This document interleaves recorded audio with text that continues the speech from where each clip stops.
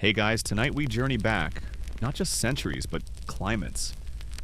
You're standing in the middle of an ancient Persian town, where the sun blisters the desert floor by day, yet someone just handed you a bowl of chilled rosewater dessert. Yes, you read that right. Chilled. In the desert.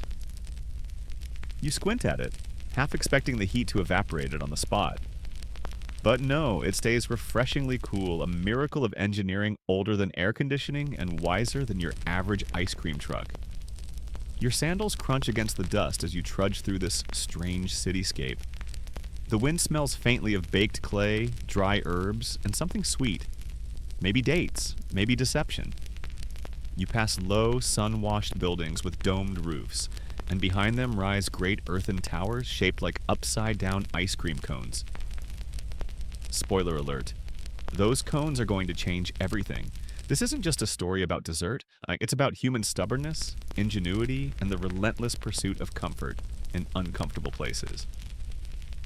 Because really, who looks at a scorching desert and thinks, you know what would be great right now? Sorbet. So, before you get comfortable, take a moment to like the video and subscribe.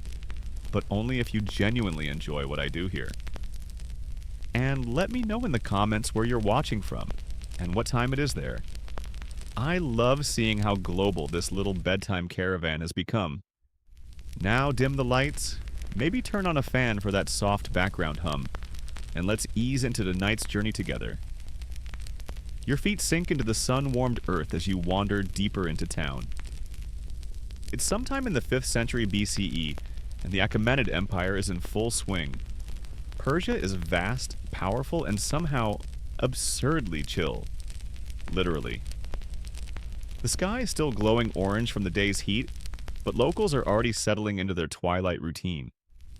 You pass a small boy dragging a long-handled copper spoon through a bowl of slushy ice flavored with saffron and grape syrup. His fingers are sticky, his grin is infinite. It's not magic. It's a blend of architecture, weather, cleverness, and a lot of backbreaking labor. You're about to see just how far a civilization will go to make dessert cold when everything else is hot. You're waved over by an older man sitting cross-legged on a rug. He gestures at a second bowl, simple clay, rim chipped from use, and you accept. Inside is something halfway between snow and jelly, laced with basil seeds and tangy citrus. He chuckles softly as you taste it and flinch. It's colder than you expected. You try not to chip a molar. First time? He teases in Old Persian, or perhaps it's just the universal smirk of a man who's watched many foreigners get brain freeze. He nods toward a rounded structure in the distance. A massive dome of mud brick, pale in the moonlight. That's where the ice sleeps, he says. The Yakhchal. You repeat the word to yourself. Yak means ice. Chal means pit. Ice pit. Not exactly a name that screams culinary luxury, but you're intrigued. You head toward it, your sandals raising little puffs of dust with each step. Crickets begin to chirp, and the evening cool is just beginning to settle like a sigh across the land. The air smells of clay, cumin, and cold ambition. The Yakhchal looms ahead, its sides smooth, sloping, and almost biological, like a sand dune crossed with a seashell. You place a hand on its wall. It's surprisingly cool to the touch, even in this dry heat. Historians still argue whether the original design was intuitive genius or an accident of copying nature. Maybe someone watched how desert foxes dig burrows to sleep in and thought, what if, but make it colder? And here's the real kicker. This entire system is passive. No electricity, no moving parts. Just smart design, wind currents, insulation, and a deep, abiding love for chilled food. Inside, you hear a low, echoing silence. It's like the building itself is humming a lullaby to the ice within.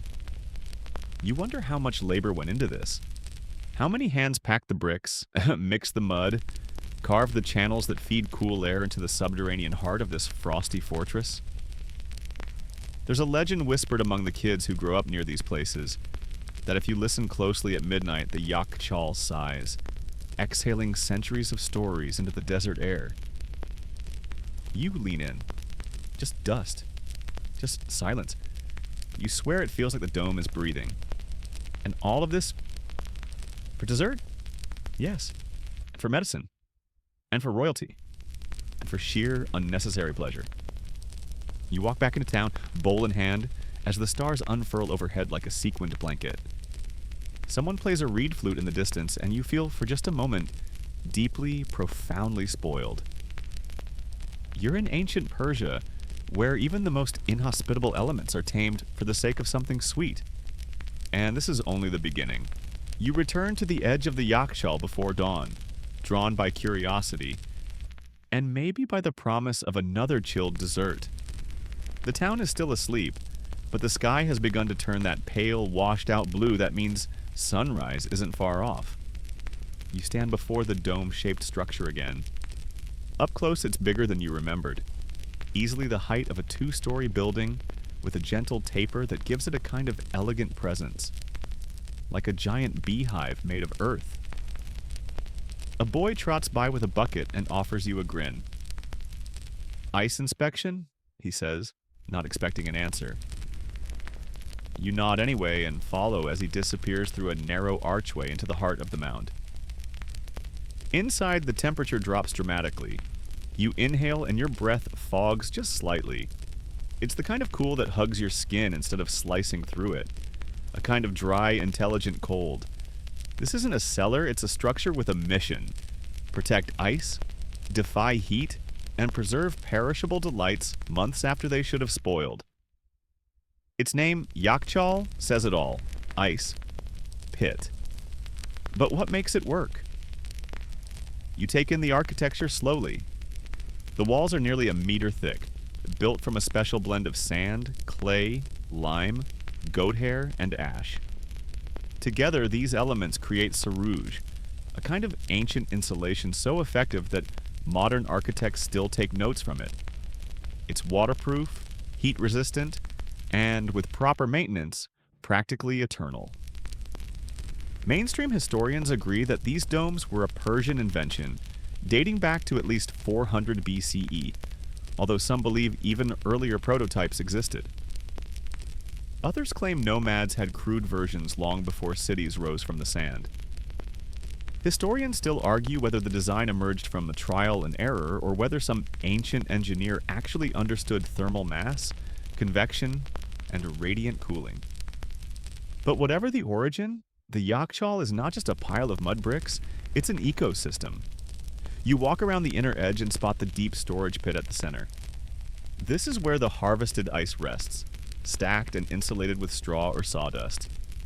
It goes down several meters, cool and dark, shielded from the brutal sun by the dome's geometry. Outside, daytime temperatures soar past 40 degrees Celsius, 110 Fahrenheit, but in here, a refreshing 5 to 10 degrees. Enough to keep ice solid, food preserved, and desserts dangerously enjoyable. A little staircase hugs the inside curve of the wall, leading up to a narrow ventilation shaft. You climb it slowly, careful not to disturb the structure. From the top, you peer down and understand why this design works so well.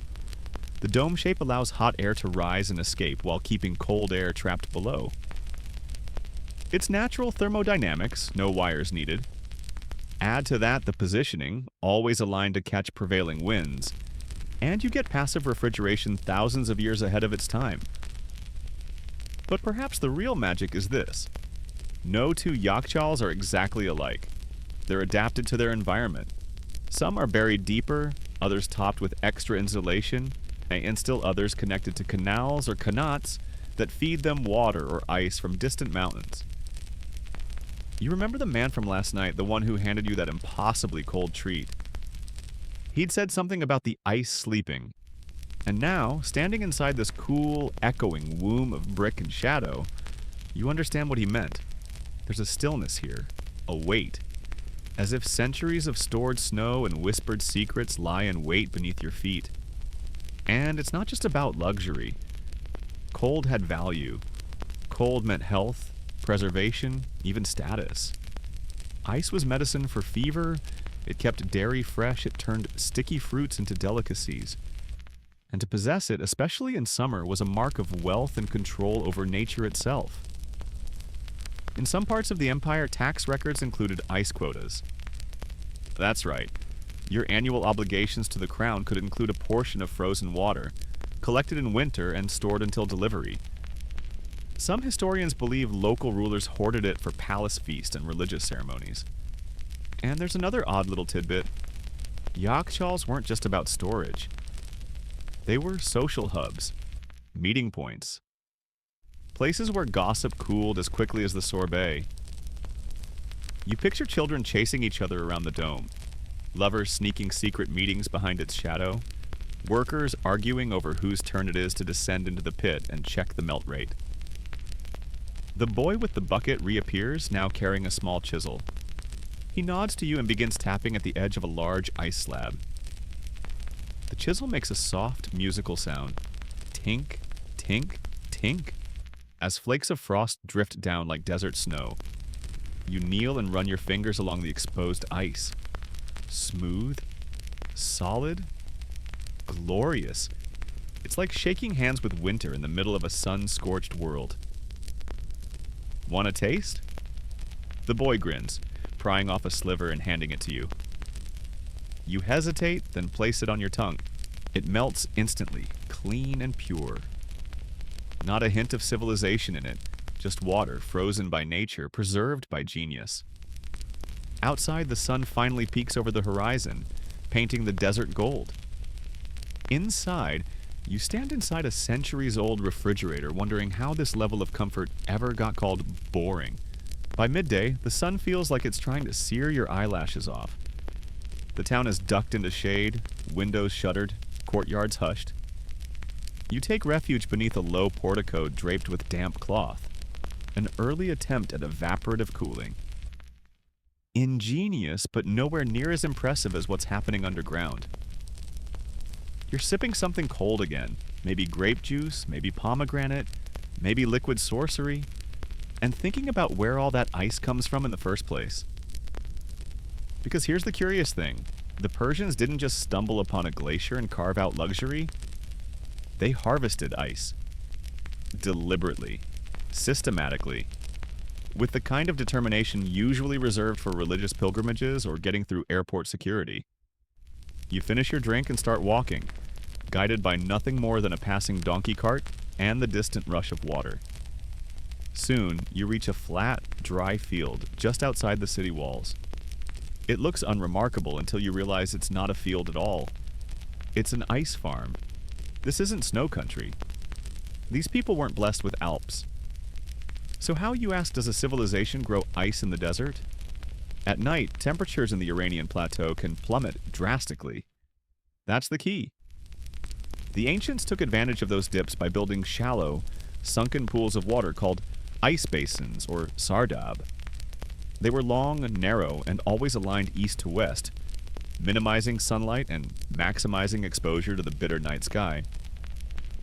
The trick wasn't just the cold, it was shielding.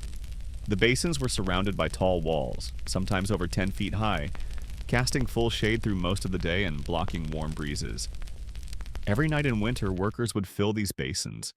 The water exposed to the frigid air would freeze in thin sheets.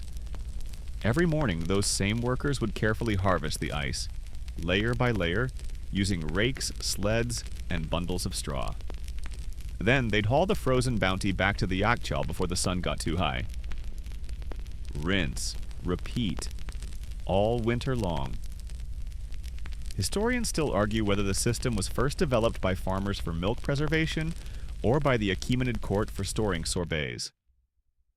Both claims have merit. Either way, it's clear. The process was as precise as it was poetic. You trail behind a pair of workers dragging an ice sledge, marveling at how calmly they move. No panic, no rush, just centuries of practice. This is normal to them. Ice in the desert is not a miracle. It's a job. You try lifting a chunk yourself and immediately regret it. It's heavier than it looks, and your hands slip on the wet burlap. The men laugh kindly and take it back from you, shaking their heads. "City hands," one of them mutters. You watch as they load it into a cart bound for the Yakhchal. There it will join the stockpile, carefully stacked and insulated until someone needs it for preserving meat, chilling milk, or making syrupy desserts that can make a grown scribe cry with joy.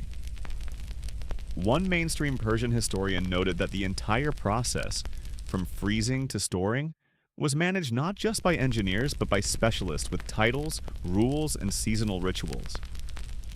Ice making was a profession. Some cities even had ice taxes. Imagine filling out your tax return and declaring your ice output.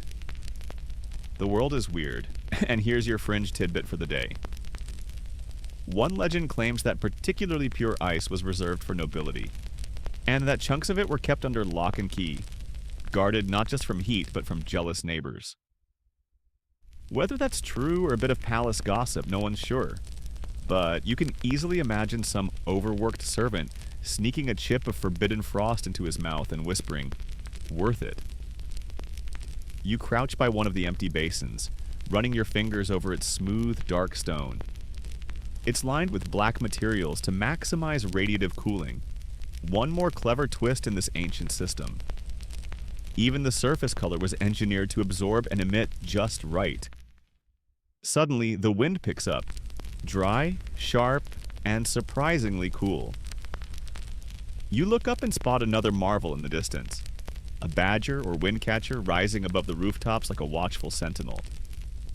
It's related to the Yakhchal, and soon you'll see how the two work together. But for now, you stand surrounded by nothing but stone basins and warm air, and still, you can almost taste the chill. You begin to understand that this entire operation, this strange, cold empire carved into the desert, wasn't built in a day. It was the result of generations, trial, error, and a healthy disrespect for climate. The ancient Persians didn't just store ice, they grew it, harvested it, protected it. And if that doesn't impress you more than your kitchen freezer, we may have to revoke your dessert privileges. You shade your eyes as the cart creaks into the distance, piled high with ice blocks. And you wonder, if they were this clever with dessert, what else were they hiding?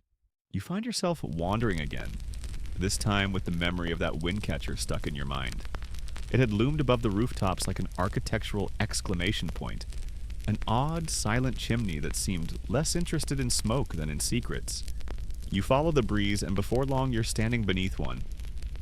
It towers over you, a vertical shaft of adobe and timber full of narrow slits and angled vents, like a sundial turned inside out. From below you hear no sound, no hum, no whirring fan, and yet the air moves. Gently, intelligently. This is a badger, windcatcher, and it's exactly what it sounds like. A building that traps the wind and tells it what to do. The concept is disarmingly simple. Capture cooler air from above, channel it downward into living spaces or underground chambers, and push the hot air out. But the design? That's where things get fancy. There are dozens of variations, some with vertical shafts, some with internal vanes, some paired with underground water channels that cool the incoming air even further. You step into the base of a home where a windcatcher has been integrated. The change is immediate. The moment you cross the threshold, your sweat dries. Your heartbeat slows. It's not cold exactly, but it's crisp, like walking through linen freshly pulled from the shade. A woman passing through offers a sly smile. "Clever, isn't it?" she says. "We don't chase the wind, we invite it in." Mainstream architectural historians agree. Badgirs are one of the oldest and most sustainable climate control technologies on record. They appear in Persian records as early as 2,500 years ago. And yet, in some parts of Iran, they're still used today. Some scholars still debate their exact origins. Were they first developed in the Persian heartlands, or imported and refined from earlier Mesopotamian innovations? Historians still argue whether these systems evolved independently in different cities, or were shared like recipes, each town adding its own twist, swapping airflow tips over dinner. You climb a narrow staircase toward the top of the windcatcher. As you ascend, you pass stone channels carved with smooth curves, like air was given its own private highway. At the summit, you peek through a wooden grate. From here, you can see the horizon melt into the haze. But more importantly, you can feel the breeze. It slides in at just the right angle, hits the internal slats, and funnels downward with purpose. This is passive engineering at its most poetic. No motors, no wires. Just an understanding of temperature gradients, pressure, and patience. But what does all this have to do with your favorite subject? Dessert? You descend again, this time through a side tunnel that slopes downward beneath the home. The walls cool as you go until you reach a hidden chamber carved from stone. Here you find amphorae stacked against the wall, terracotta jars sealed with wax and linen. One is uncorked and filled with a thick, sweet syrup the color of rubies. This is sharbat, a concoction made from fruit, herbs, sugar, and sometimes even a hint of rose water or saffron. Served cold, it's a staple of Persian hospitality. The ice. That came from the Yakhchal. The air that keeps the cellar cool? That's the badgirs' handiwork. You sit on a stone bench and sip slowly. It's like drinking a garden. And here's your fringe fact. Some badgirs were used specifically to cool these subterranean dessert chambers.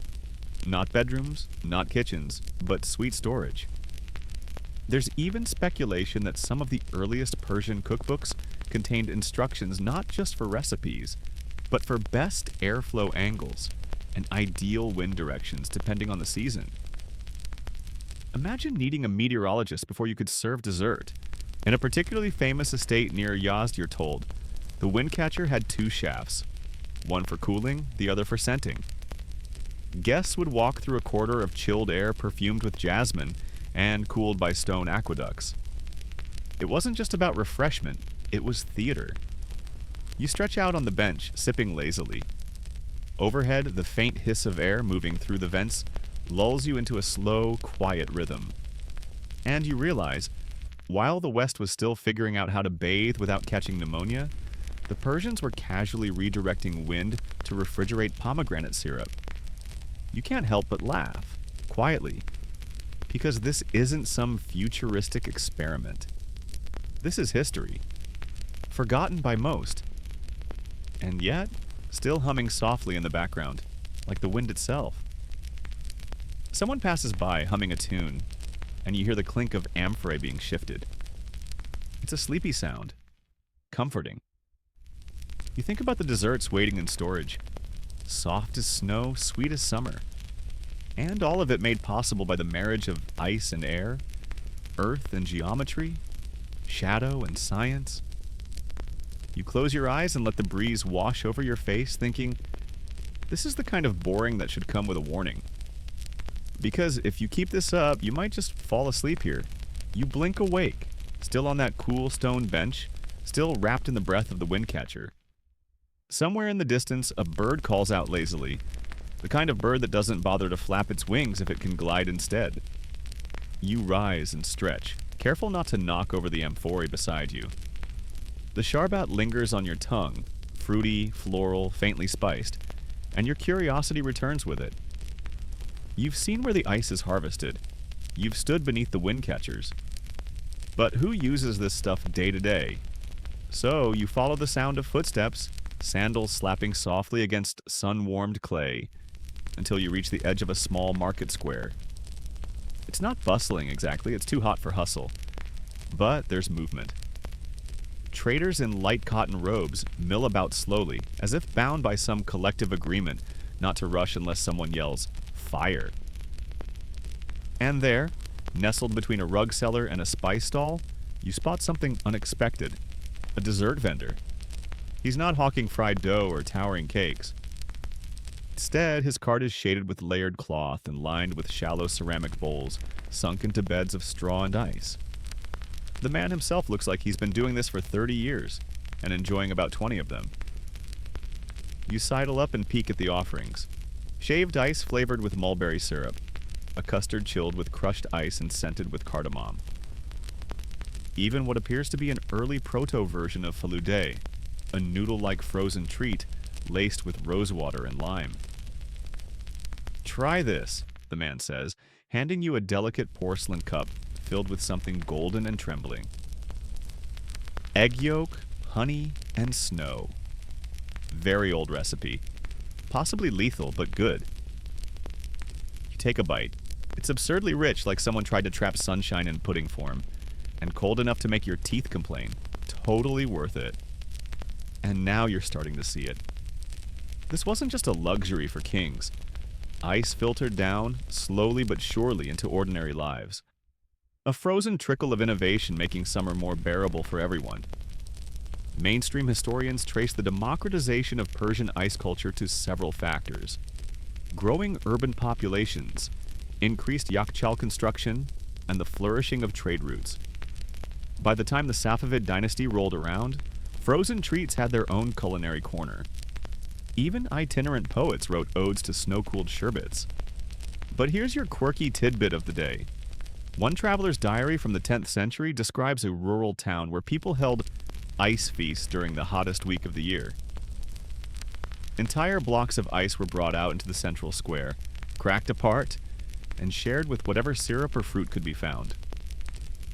One entry even claims a goat was crowned Ice King after licking the largest piece. No further explanation is given. Historians still argue whether this goat tale is a satire, a mistranslation, or an actual rural tradition that's better left unexplored. But it does raise a fair point. When the sun tries to roast your eyebrows off, any excuse to cool down is a good one. You continue down a narrow alley behind the market and into a courtyard. Here, women gather around a shallow stone basin, chatting as they stir small pitchers of milk and syrup over a block of melting ice. A little girl darts by, laughing, holding what looks like a chunk of snow in a linen napkin. She tosses it playfully at her brother, who shrieks and retaliates with a drip of rosewater. This is not an elite garden. No gold filigree, no servants in fancy slippers. This is a working household. But the Yakhchal has made its way here too in modest form. Someone in the family probably works at the ice pits, or maybe they trade for it. Regardless, they've got enough frozen luxury to turn the summer afternoon into something approaching pleasure. You settle onto a shaded step and watch for a while. The way these families prepare and share their cold treats feels almost ritualistic. Careful, slow, savoring every drip before it's gone.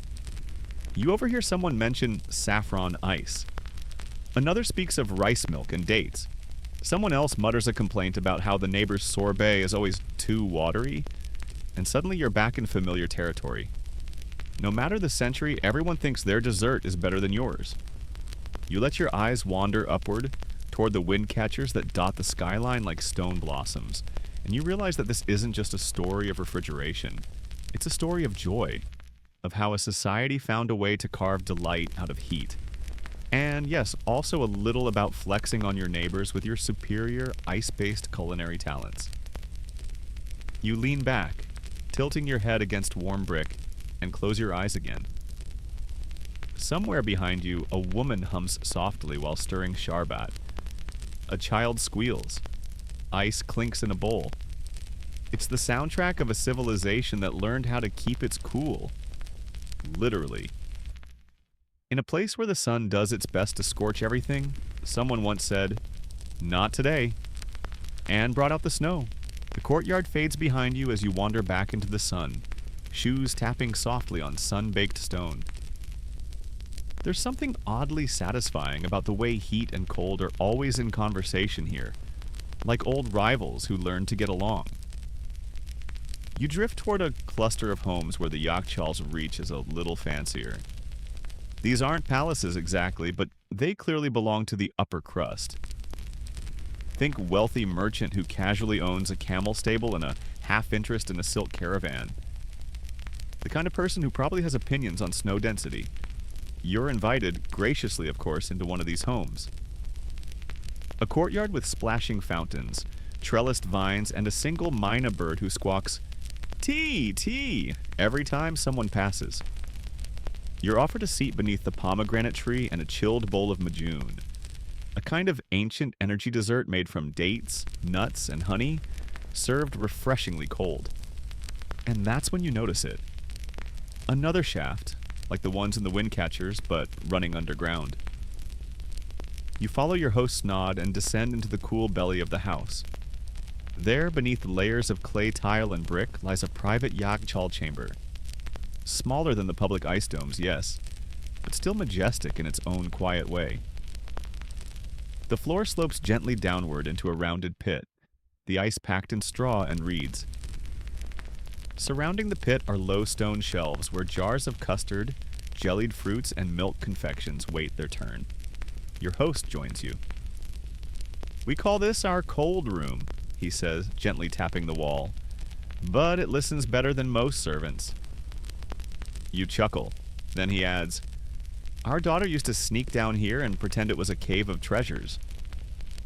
Of course, she always left the lid off the pistachio pudding. Mainstream historical records confirm. Wealthier Persian households often built small-scale yakhchals of their own. Not as massive as the communal domes, but enough to store perishables, desserts, and the occasional vanity snowball. And here's a delightfully fringe anecdote. There are references, unclear and often dismissed by modern scholars, to ice dowries. Yes, dowries that included guaranteed access to ice from a family's private store for the first summer of marriage. Imagine saying "I do," and immediately being handed a receipt for 6 weeks of free frozen melon. Historians still argue whether this was a widely practiced custom or the exaggerated brag of a wealthy merchant trying to show off. Either way, it's very on brand for a culture that turned thermal engineering into lifestyle. You ask about how the ice is accessed, and your host gestures to a flat ceramic disc. It's a kind of thermal lid, balanced perfectly to seal in the cold but easy to lift when needed. The ice is pulled out chunk by chunk and immediately recovered. And here's where the clever part comes in. Each family tracks their consumption with a tally marked on the stone wall. 5 cuts of ice? 5 scratches. It's an old school ledger, but it works. Especially when everyone agrees that ice doesn't just vanish. Someone's daughter definitely snuck some when no one was looking.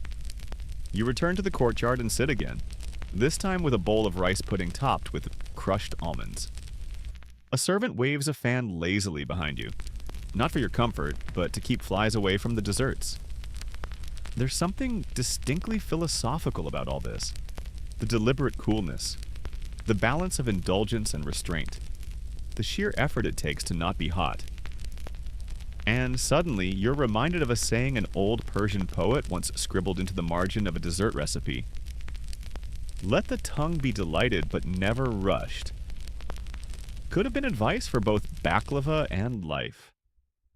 You stand and wander again past a row of flower pots and into the herb garden. Here, mint grows like it owns the place. Bunches are cut daily to be steeped, frozen, or mixed into sweet concoctions with cucumber and vinegar. Cold isn't just a sensation here, it's a flavor. And just when you think you've seen every frozen trick this society has up its flowing sleeves, your host grins and points to a jar buried halfway into the earth. "This one's experimental," he whispers. "Frozen yogurt with honey and barberries.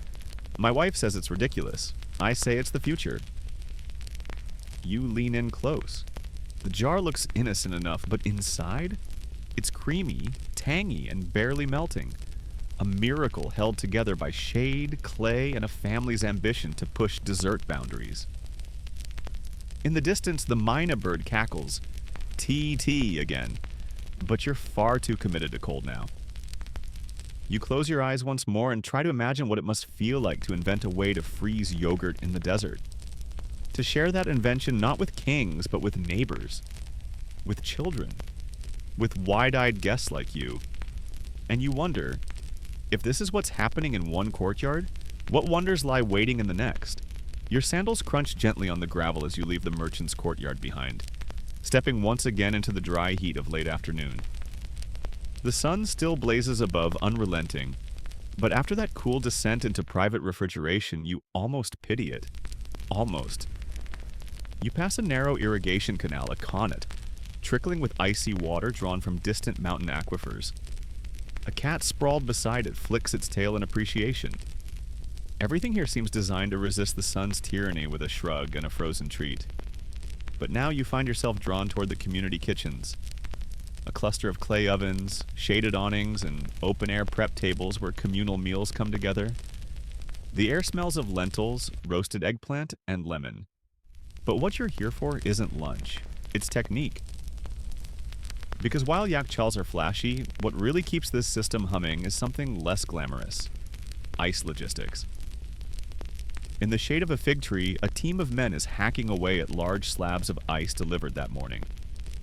They work like sculptors, carving manageable chunks that will be distributed to vendors, homes, and public fountains.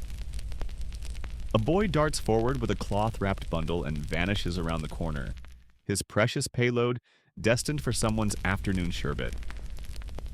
Mainstream sources describe this practice with surprising detail. Each neighborhood had designated ice distributors, essentially the ancient Persian equivalent of the milkman, but frostier. These men worked swiftly at dawn, their routes carefully timed to beat the worst of the heat. But here's your quirky bit. In one surviving contract from the 11th century, an ice distributor swears, under witness, not to nibble on any goods in transit. Which means someone, somewhere, absolutely got caught munching on the merchandise. Historians still argue whether this clause was ceremonial or the result of one very sweaty summer full of mysteriously shrinking ice deliveries. But it reveals a charming reality. Even in a desert empire with stunning architecture and celestial poetry, somebody was sneaking licks of ice behind a corner. You step further into the kitchen zone, where a woman is slicing chilled cucumbers onto a platter of yogurt and mint. She offers you a taste, and the contrast, cool, creamy, sharp, is enough to pause time. This one, she says proudly, has snow from just 2 days ago. You raise an eyebrow and she grins.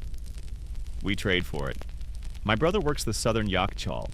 His friend drives a donkey cart full of ice and honey, and his friend's cousin married a girl from the melon farm. So technically, this cucumber snow salad is a family project. And that's the magic. The casual, woven tapestry of supply chains. Ice is no longer just a royal luxury. It's a feature of ordinary cuisine, of friendship networks, of family gossip. And in some places, it's even political. You wander toward a shaded platform where scribes are copying records. One leans over and shows you a list. Ice allocation by district. It's surprisingly detailed.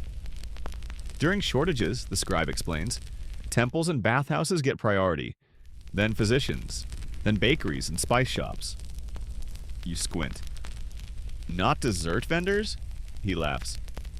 They're last, but the priests always seem to have extra. It's the kind of mildly sarcastic aside you'd expect from someone who's been managing frozen bureaucracy since age 12. The records also reveal something else. Seasonal taxes were sometimes paid in ice. If your region had access to mountain snow or a private Yakhchal, you could contribute stored ice blocks to fulfill your civic duty. Talk about cold, hard currency. You move again, this time into a quiet alley where elderly women shell pistachios over a mat. Their conversation floats around you like birdsong, half stories, half recipes. One woman leans over and confides that, as a girl, she and her sisters made ice candy from grape syrup and icicles. Very crunchy, very forbidden. You ask why it was forbidden, and she shrugs. Father said it would rot our teeth and freeze our tongues off. We did it anyway. Because of course they did. As the sun lowers toward the horizon, the whole neighborhood seems to shift slightly. Shadows stretch, breezes stir, someone lights incense, and the day's ice, now whittled and portioned, disappears into cool cellars and clay jars, ready to soothe the evening crowd. You feel the rhythm of it now, the choreography of chill, the movement, the storage, the sharing. It's not just clever engineering, it's cultural infrastructure. It's what lets people breathe in a land where the sun wants you to combust. You sit again on a step, cupping a chilled plum between your palms. It's firm, cold, sweet, and completely undeserved. You haven't lifted a finger all day. Still, the ice forgives you. It always does. The shadows stretch longer now, painting soft angles across dusty walls as the air begins to cool, ever so slightly. You take a slow breath, letting it fill your lungs like a silk curtain catching the breeze. The day isn't over, but it's starting to lean toward evening. And that's when things get especially ceremonial. You're beckoned down a path lined with lanterns not yet lit. The gentle slope of the land guides your steps toward a gathering place. One part garden, one part open-air amphitheater. A semicircle of benches surrounds a low platform where a man in shimmering robes stands beside a table laid with pitchers, bowls, and what appear to be decorative fans carved from ivory. This, you're told, is a sharbat ceremony, a kind of theatrical drink service that walks the line between hospitality and humble brag. Because nothing says our engineers outwitted the desert, quite like chilled rose water with ice chips served at twilight. The Sharbat Master, yes, that's a real title, smiles as he lifts a ladle and begins mixing a pale pink liquid from a copper urn. There's a delicate clink of ice swirling in the blend. Petals float lazily at the surface. The scent of saffron teases your nose. And then, just as he lifts the first glass for a guest, he pauses for dramatic effect. He isn't just serving a drink, he's telling a story. Mainstream records show that Sharbat wasn't merely a refreshment, it was an experience. Recipes were passed down like heirlooms. Some involved just herbs and snow. Others boasted ingredients that had traveled thousands of miles, like sugar from India or cardamom from Zanzibar. But there's a charming fringe theory that once, a Persian court tried to invent a blue sharbat, some combination of butterfly pea flower and indigo plant that never quite tasted right, but looked impressive under torchlight. Historians still argue whether it was ever widely served or just an eccentric noble's passion project. Tonight, your sharbat is coral pink, with slivers of citrus peel and a whisper of mint. It's poured into delicate glass goblets, translucent, faintly green, and impossibly cold to the touch. You take a sip. Your brain forgets what heat is. Your tongue, somehow, remembers poetry. Around you, people settle onto cushions. The fan bearers resume their slow, meditative arcs. The Sharbat Master continues his gentle ritual, every motion deliberate, almost musical. No one rushes. Why would they? The stars begin to wink into view and someone lights a lantern shaped like a pomegranate. Its shadows dance across the ground like lazy calligraphy. You drift toward a woman who appears to be sketching the event on a palm leaf scroll. She's a poet, you learn, a collector of edible moments. She explains that there are contests held in larger cities, Esfahan, Shiraz, even as far as Balkh, where poets recite verses inspired by the taste of specific sharbats. Some are romantic, she shrugs. Others are tragic. I once heard a man cry over mulberry ice. And just like that, you're reminded again how deeply this culture has woven cold into its emotional fabric. This isn't just about temperature. It's about texture, mood, memory. A glass of sharbat is refreshment, yes, but also a kind of storytelling. A frozen chapter you drink rather than read. You return to the main circle just in time to catch the final performance. A serving of sharbat made with tamarind and crushed dates, thick and dark and shockingly tart. The audience reacts with little exclamations and a few mutter that it's more philosophical than sweet. You're not sure what that means, but you nod along. One old man whispers, "It reminds me of my second wife." No one asks him to elaborate. The evening closes with a soft clinking of empty glasses, and guests drift away into the dark like lanterns carried by wind. You stay a moment longer, seated at the edge of the platform, savoring the aftertaste of honeyed citrus and something floral you can't quite place. The Sharbat Master leans down and says, "You should try the almond one next time. It tastes like forgetting your debts." You nod, as if this is a completely reasonable thing to say about a drink. Because here, it is. You rise slowly from the cushions, limbs pleasantly heavy, spirit lightly chilled from that final sip of tamar and sharbat. The stars have staked their claim in the sky now, an ancient map dotted across velvet. Somewhere in the distance, a flute begins to play. Not a melody exactly, but a series of meandering sighs. It sounds like someone exhaling stories. You follow a winding path toward the city's scholarly quarter, drawn now not by flavors or chill, but by the mind that made it all possible. Tonight, you're going to meet the people who thought about cold. You arrive at a modest domed structure with open arches and shelves built right into the stone walls. There's no door, just an invitation to enter quietly and breathe slowly. This is a madrasa, but not the grand kind with marble courtyards and tenured philosophers. This one specializes in practical inquiry, engineering, weather, the geometry of cooling. A young scholar sits cross-legged in the center, sketching something that looks like a diagram of airflow. He barely looks up when you sit beside him. Want to see the wind? You nod. He tilts the parchment toward you. At first glance, it's just arrows and labels. Hot air rises, cool air sinks, wind enters from northwest. But slowly, the drawing reveals a kind of logic, a quiet ballet between structure and breeze. You realize he's charting how a single puff of wind travels through a building, down into a cellar, across a pool of water, and then up again. It's not magic, it's math. Mainstream history tells us that ancient Persian architects designed badgirs, those vertical wind towers you've seen scattered across rooftops, not just as ornamentation, but as carefully calculated funnels. They captured wind, directed it downward, and in some designs passed it over water to amplify the cooling effect before releasing it into living quarters. The scholar points to a side note on the diagram. Angle must be adjusted seasonally. He explains that in spring and fall, wind behaves like a drunk uncle, sometimes helpful, mostly unpredictable. We adapt, he says with a shrug. Now here's your quirky moment. Some experimental records from the Safavid era suggest that wind towers were occasionally perfumed. Seriously, bits of myrrh or rose petals were hung in the airflow chamber to scent the breeze before it entered a room. Was it for guests? Rituals? Romance? Historians still argue whether it was a widespread practice or just a poetic anecdote someone added for flair. You glance around and realize this whole structure feels cool, despite the warm night. The scholar nods at your realization.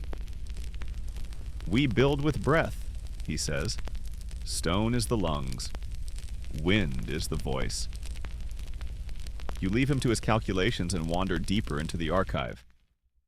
Scrolls, slates, even a faded tapestry showing Yakhchals side by side with star maps. One labeled The Breath of the Bull, aligning the rising of Taurus with the beginning of snow harvest.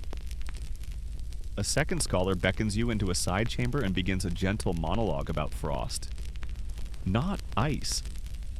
Frost. The way morning dew crystallizes in desert valleys during specific temperature dips. Some early ice collectors, he explains, used this knowledge to gather tiny sheets of frost into clay bowls.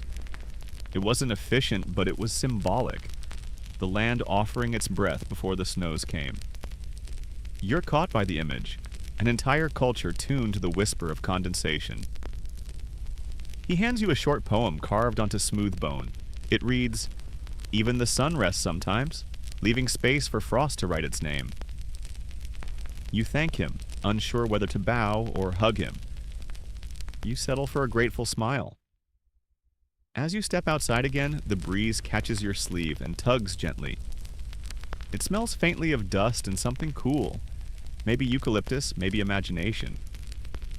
You look up at the night sky, framed by arches and rooftops and those ever-present wind towers. They rise like sentinels, turning the chaos of atmosphere into architecture.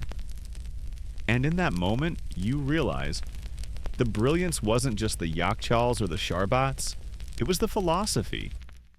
To bend the wind, to trap the cold, to coax a frozen dessert from summer air. That takes more than clever hands. It takes permission to believe the impossible can be made edible.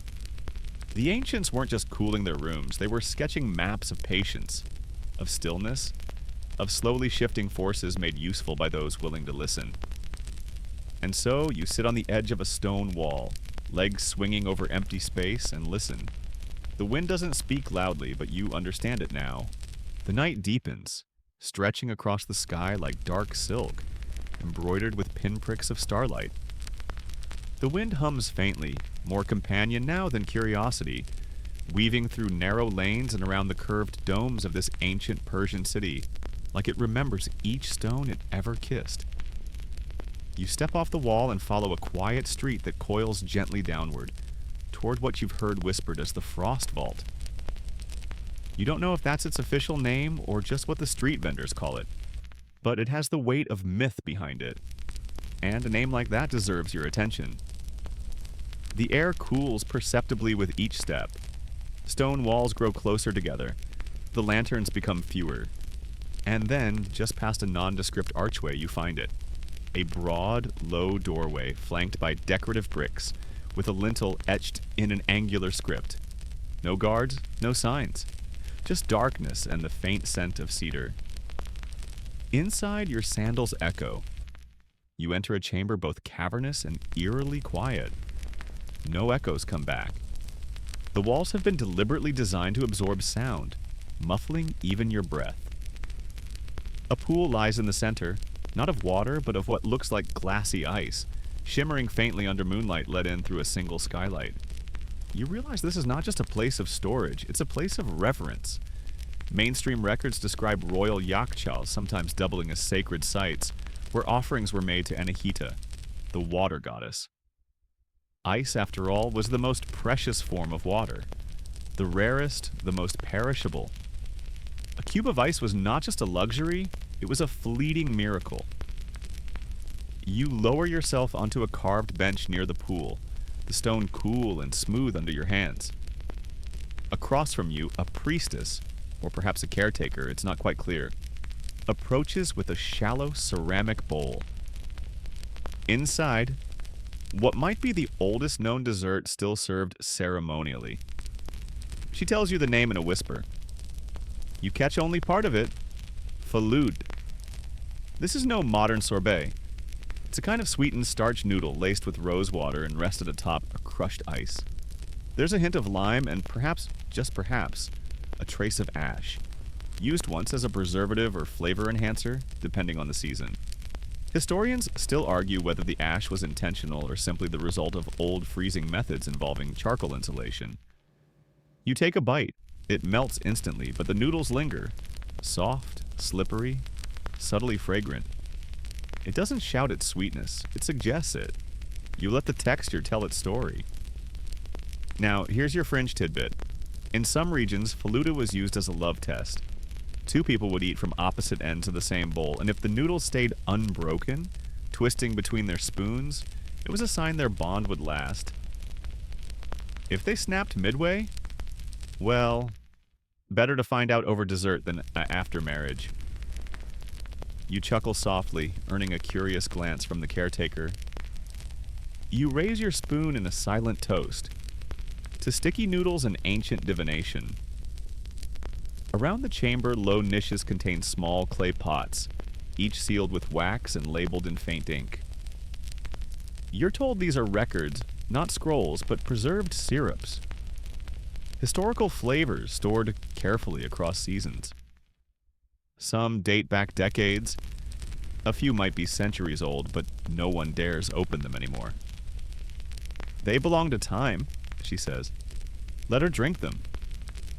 You nod again because really, what else can you do when time is drinking syrup? You ask if the vault ever runs out of ice. She smiles.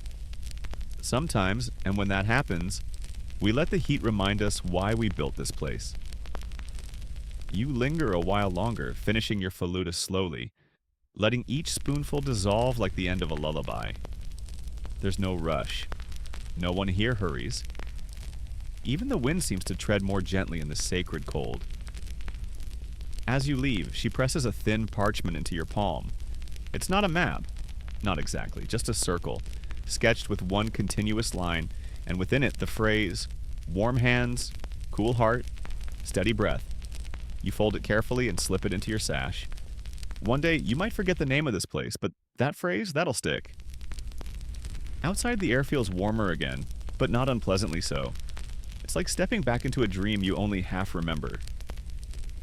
You pause at the doorway, look back once, and see the caretaker refilling the bowl, resetting the stage for the next wanderer. And you think, someday that might be you. Not the caretaker, but the wanderer returning. Because places like this don't belong to time. They hold it gently, like ice in a bowl. You find your way back into the night, the wind trailing beside you like a silent sibling. Always just behind, never quite overtaking. The city is quieter now. Most of its citizens are tucked into woven blankets, curled around clay jars of warm milk, or slipping into dreams of silk and jasmine. But for you, the night is not finished. Your path is guided now by the scent of something roasting, almonds maybe, or sesame. It beckons with a lazy kind of insistence, like a soft finger tapping your shoulder. You arrive at a small, crooked shop. It leans slightly to the left as though it once disagreed with a strong gust of wind and never quite recovered. Above the doorway, painted in fading green script, are the words, for taste, for memory, for laughs. You step inside. The air is warm and sticky with sugar. Copper pots bubble lazily over low coals. A woman stands at the counter stirring something thick with a long-handled spoon. She doesn't look up. "You're late," she says, not unkindly. "I saved you the weirdest one." You grin. This is clearly the dessert seller the vault priestess whispered about. The one who adds local gossip to her sherbets, and allegedly once froze rosewater using only shade and determination. She slides a bowl toward you. Tamarind, candied olive, and a hint of dried onion. You blink. Is this a joke? She shrugs. All flavor is storytelling. Some stories are just stranger than others. You dip your spoon into the dark, glistening mixture. It's oddly delicious. The tang of tamarind plays against the sweetness of the olives, while the onion hovers faintly in the background, like a friend who showed up uninvited, but somehow made the party better. Mainstream historians acknowledge that ancient Persian frozen treats were often surprisingly savory. Pomegranate and cucumber, melon and mint with crushed ice. Even saffron mixed with vinegar served chilled during royal feasts to cool the blood. Medical theory of the time, rooted in humoral balance, suggested that icy dishes weren't just luxury, but medicine. Cold foods calmed hot tempers, soothed inflammation, and reminded bodies not to take summer too personally.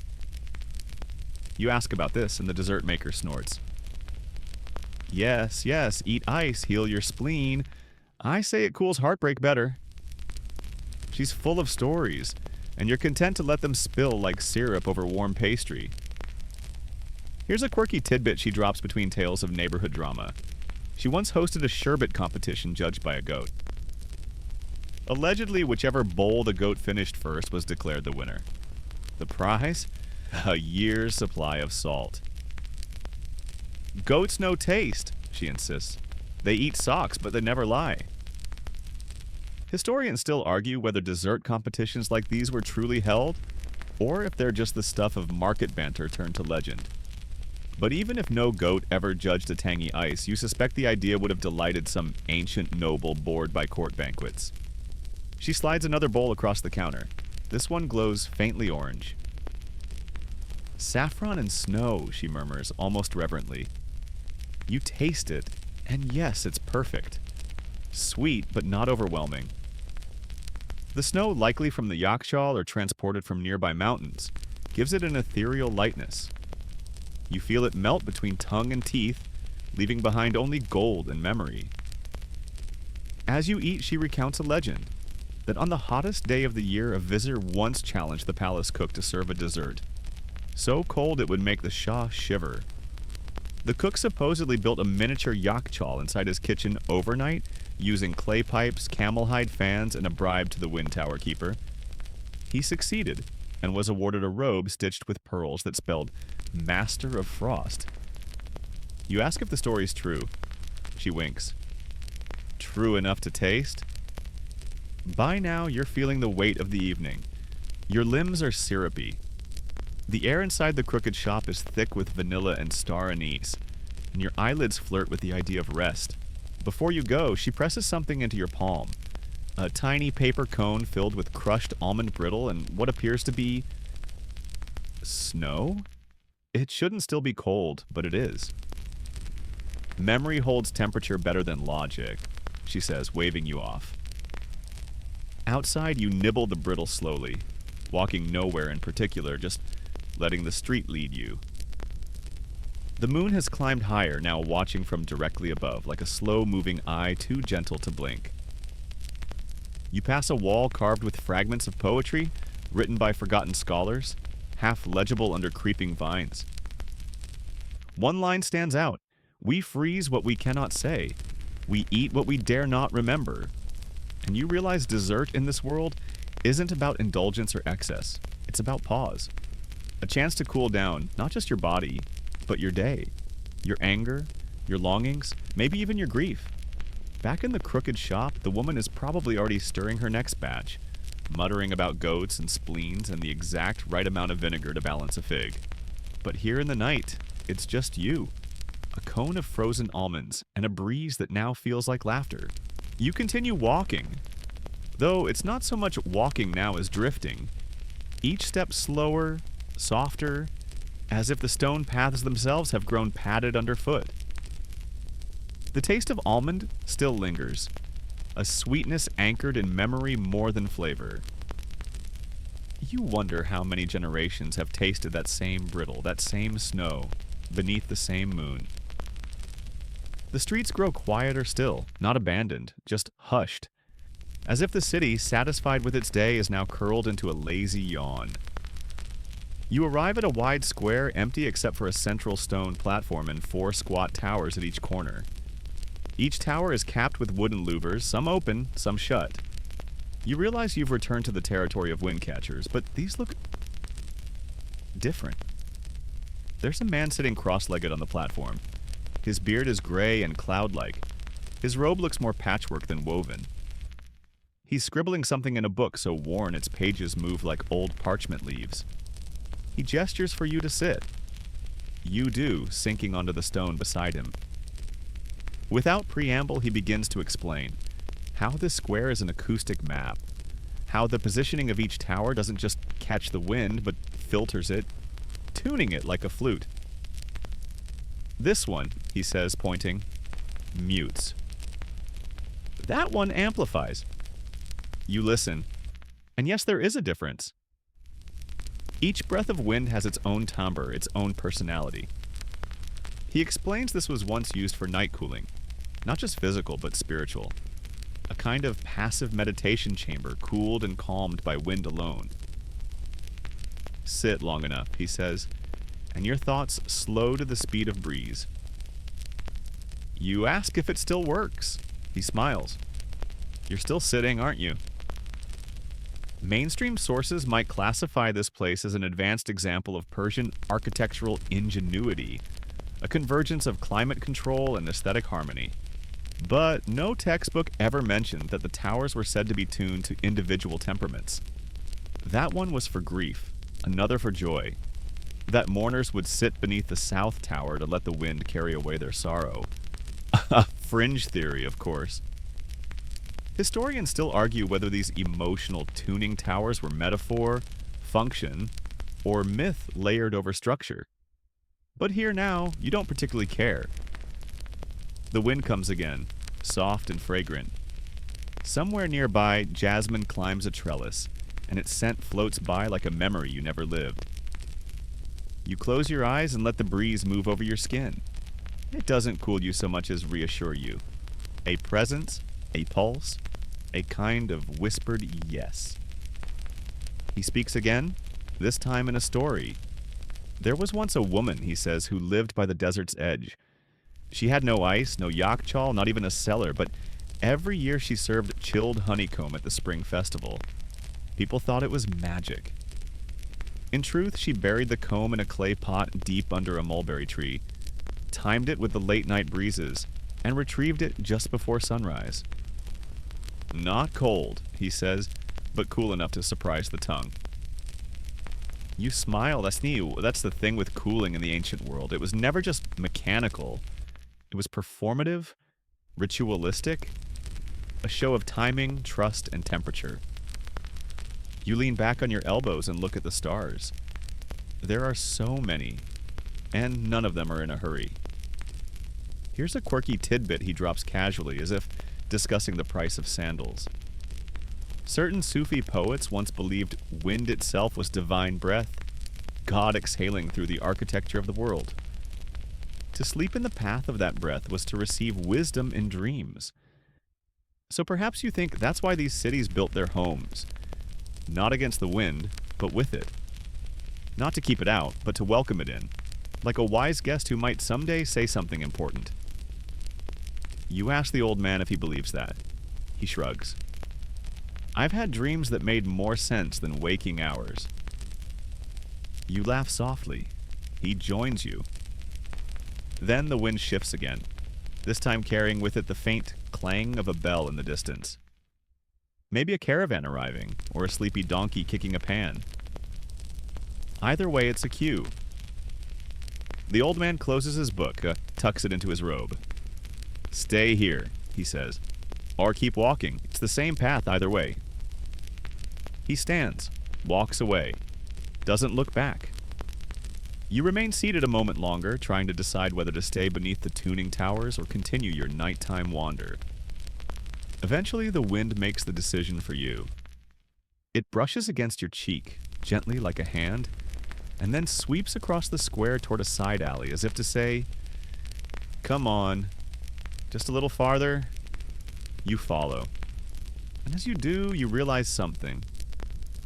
It's not about finding the coldest room or the most intricate dessert or the cleverest use of shade. It's about the wind. About how the ancient Persians didn't fight the heat. They made peace with it. They invited the wind to tea. They built it a room. They asked it to stay the night. And it did. You follow the wind through a narrowing lane. The walls close in, but not ominously. More like a secret being whispered into your ear. The moon has dipped a little now, softer and less concerned with keeping everything lit. Shadows curl around corners, pooling in small nooks like cats dozing off mid-watch. The alley opens abruptly into a courtyard.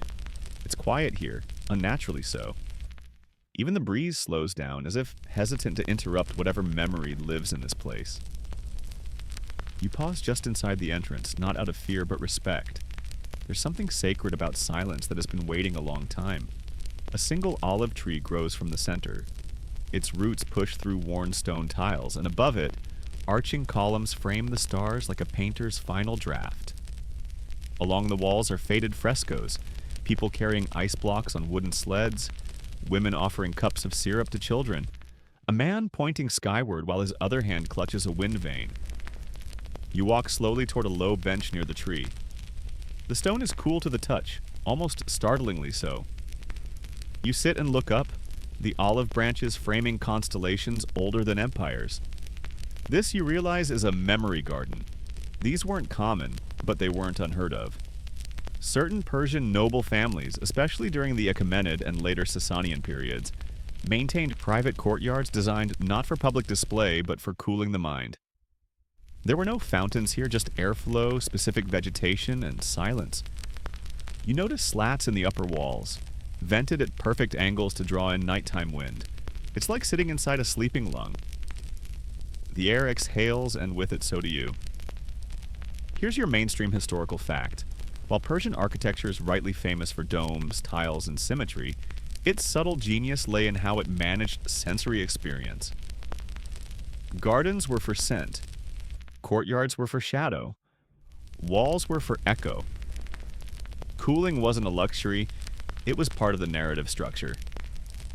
And the memory garden? That was for the stories too tender to speak aloud. There's a fringe theory tied to places like this, that lovers separated by royal decree would meet here and dream only. each sleeping under the same constellation on the same night, believing the breeze could carry thoughts. A romantic idea, sure. Historians still argue whether any such garden pact existed, or whether it was a poetic afterthought stitched to old ruins by wandering storytellers. But as the wind curls past your face, you're inclined to believe it. You sit a long time.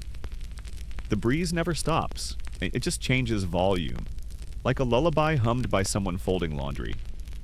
Eventually, you notice small ceramic jars embedded in the walls, flush with the surface, each one stoppered with wax.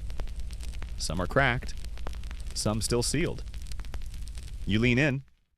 Each jar has a name etched into the clay in clumsy script, barely legible now. A child's handwriting? A monk's? The temptation is strong. You pull one loose. Its wax has melted with age, so it comes apart easily, revealing a scroll inside. No longer legible, the ink turned to smudged ash. But even so, it hums with meaning. You sit back, letting the unspoken story settle beside you. Here's your quirky tidbit. Some Persian scholars claimed that air preserved within sealed jars could retain memory or feeling. That a scent, a spoken name, even a moment of sadness could be caught, stored, and re-released years later. The jars were never opened during heat waves, only when the wind returned.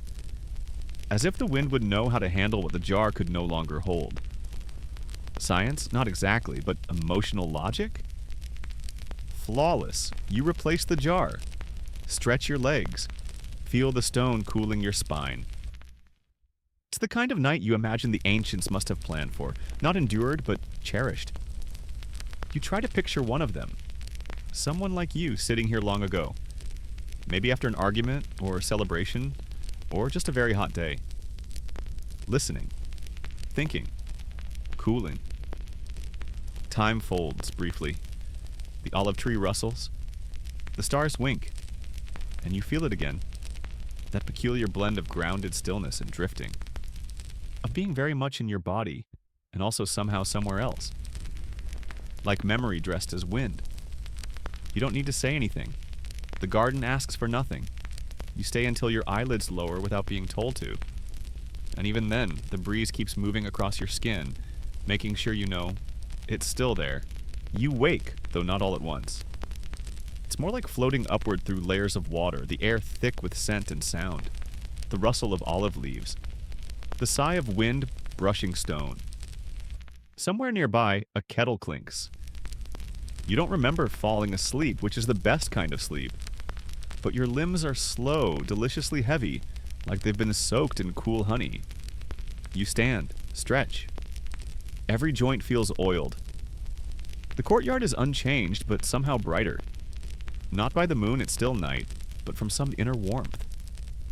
Like the space has remembered what it's for. You continue walking, not toward any particular destination now, just onward, as if following the scent of cardamom or the echo of a half-forgotten name. Soon the architecture shifts again. The walls taper inward, forming a tall, narrow corridor. This is a Qanat tunnel, not the deepest part, but close enough that the walls sweat slightly from the earth's hidden moisture. You run your fingers along the stone. It's cool and damp. The air smells like minerals and thyme. Now here's a mainstream historical marvel. The ancient Persian Qanat system, one of the oldest and most efficient water management techniques in the world. Sloping underground channels tunneled gently downhill, carrying fresh water from distant mountains to arid cities. Entire neighborhoods were built around these invisible arteries, but here's the bit they leave out of textbooks. Some sections were said to sing. Yes, sing. Wind moving through certain segments would produce tones, faint, but sustained, like a desert flute. It's debated whether this was accidental architectural genius, or merely wishful acoustics. Historians still argue whether the sounds were real, or folklore sewn around necessity. But walking this corridor, you hear it. A low, single-note hum, rising and falling as the breeze threads through the narrow passage. It's not a song exactly, but it's more than silence.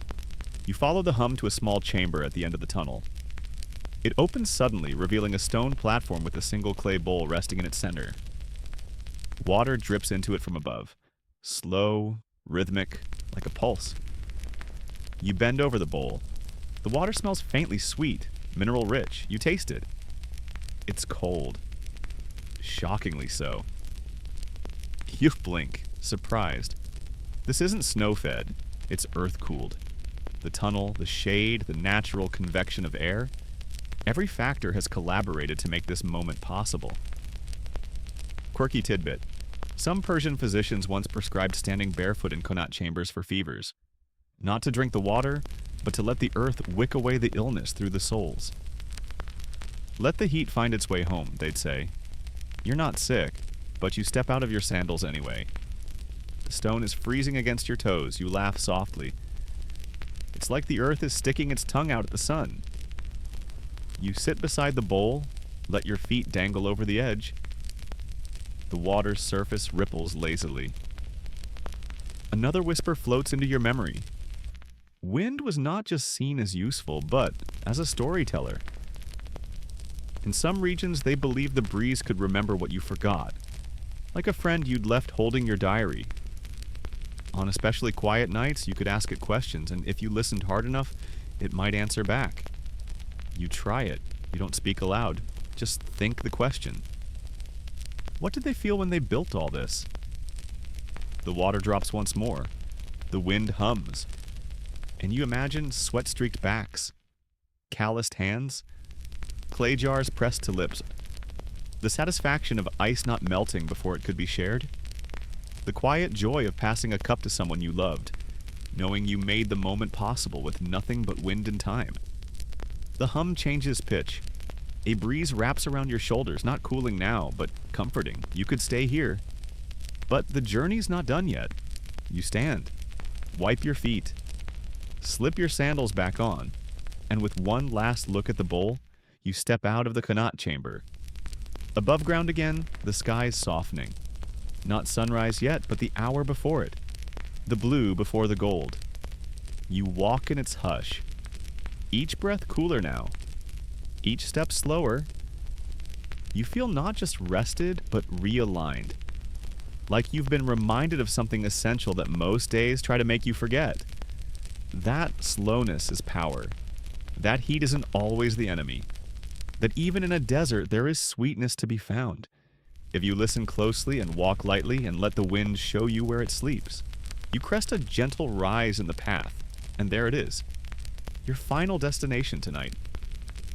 A domed building, pale as bone in the early light, tucked into a fold of hillside like a secret being kept just for you.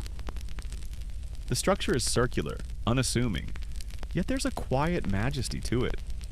The kind of place that doesn't call attention to itself because it knows eventually you'll need to find it. This, you realize, is an ancient Yakhchal. The Persian word means ice pit, but what stands before you is far more elegant than a simple hole in the ground.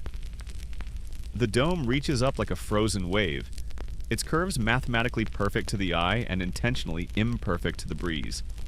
Catching it, guiding it downward, inviting it to spiral. You step closer.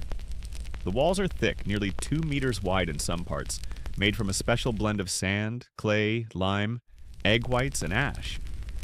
Sarouge, they called it. Water-resistant, heat-resistant, virtually immortal. Now here's your mainstream fact. These Yakhchals could keep ice solid all through a desert summer. Long before electricity, before refrigeration, before even the word thermodynamics had a home, Persians were storing ice harvested from nearby mountains or created in shallow nighttime pools using radiant cooling. But this one still breathes. You push open a creaking wooden door, more arch than rectangle, and the air hits you like a sigh. Cold, clean, scented with dust and time. Inside, it's vast, hollow, dark, but not unkind. Shafts of light fall through clever vents in the ceiling, catching on drifting specks of air like lazy snowflakes. You walk slowly, footsteps muffled by packed earth. The air here is ancient. It has weight. It settles on your skin like a promise. And there, at the center, is a mound. No longer ice, not anymore. Just a gentle rise in the floor where the last winter's memory might once have lived. You crouch beside it. Touch the ground. It's cool. Still. And here's your quirky tidbit. Some Yakhchals weren't just for ice.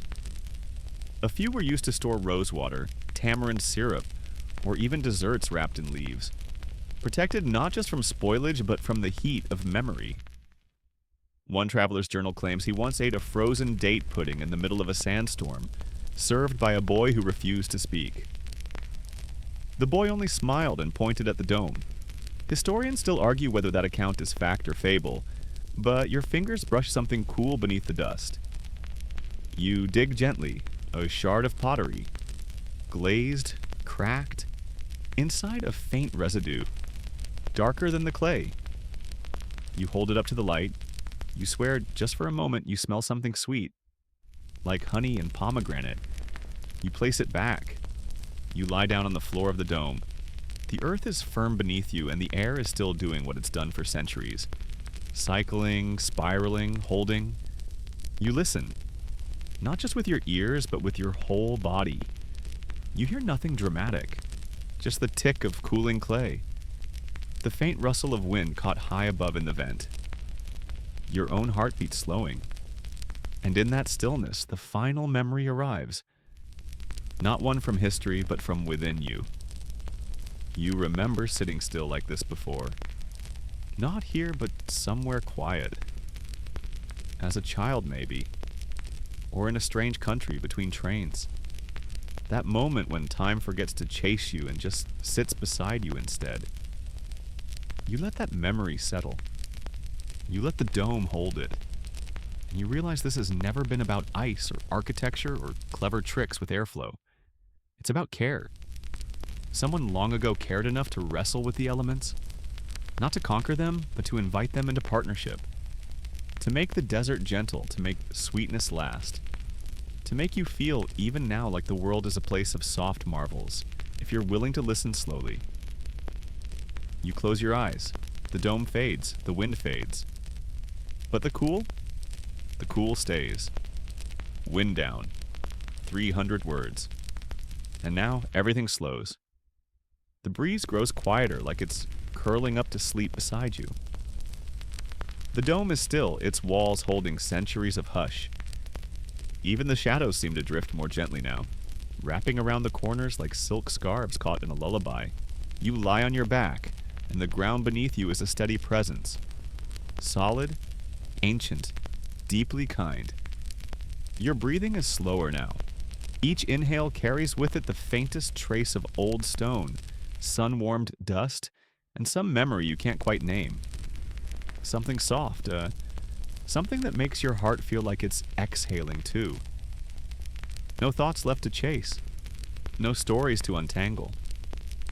Just the cool, quiet knowing that across centuries and sand, someone once thought, let's make a place for calm to live.